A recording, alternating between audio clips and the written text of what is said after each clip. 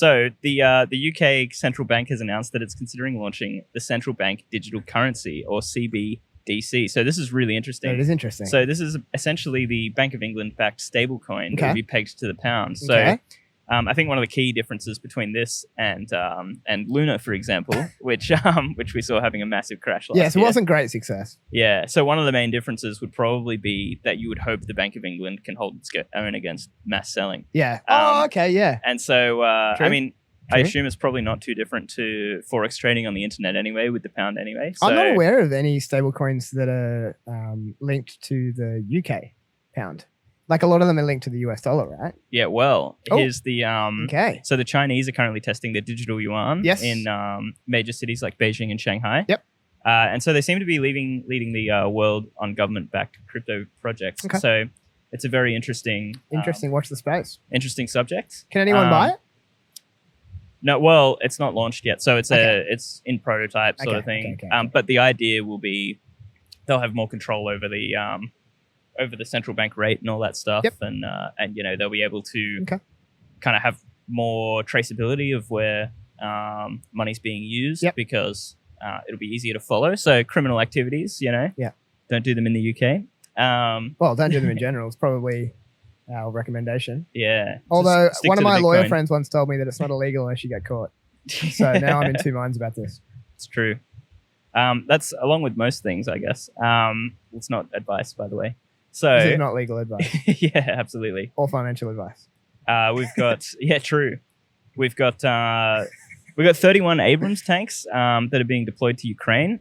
So that's alongside German-made Leopard tanks. I feel like I understood two of those words of what you just said. So the support's been added to it's added up to 21 billion from the US, right? Oh, 21 billion And, of proceeds from the US to the Ukraine. Yeah. To Ukraine for their war. Yeah. So I feel like this is one of the situations where there's a huge amount of support given. Yep. And then later on, the US, for example, calls in their debt, says, this wasn't aid. This was, it was actually a debt. This was a deal. Yep. And so it could end up like one of those other international campaigns, but hopefully it's not.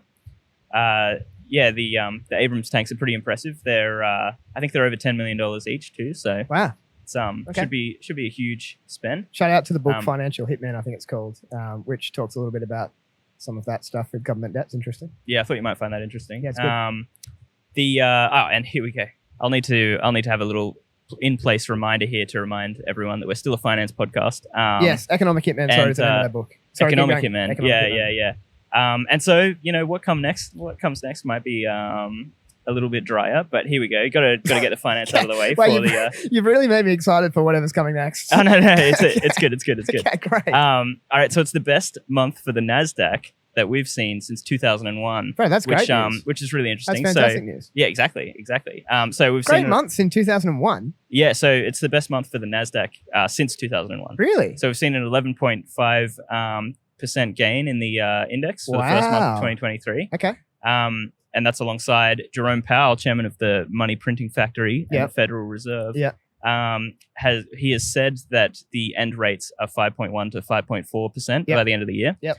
And so where are we now? What's happened is, it's currently at 4.5%. Okay. And what's happened now is that the market's simply not believing the rate. So they've priced in a 2% probability for that rate actually to hit. Yep. And that's currently without RBA rate sitting at 3.1% as well. Gotcha. So since we last talked, yes. It looks like Microsoft have bought a $10 billion stake in OpenAI. Yep. And so that goes along with their $1 billion original deal. Yep. And it's a bit of a confusing one because some sources say that it's basically a loan. Yep. And they pay out a percentage of revenue towards that loan. Interesting. And some of it has said that it's all equity and Microsoft owns 49%. And so it's one of those. But that either way, that'll go towards a portion of owning OpenAI, which is alongside Elon Musk, Peter Thiel, Reid Hoffman, Y Combinator, Andreesen Horowitz, Tiger Global, and AWS. Wow. So all of those have a stake in OpenAI. So that'll be really interesting. Yeah. All the big boys. And that's what's been going on this week. Okay, thank you very much. I love it. Well, that's very interesting to hear. It's good to know what's happening.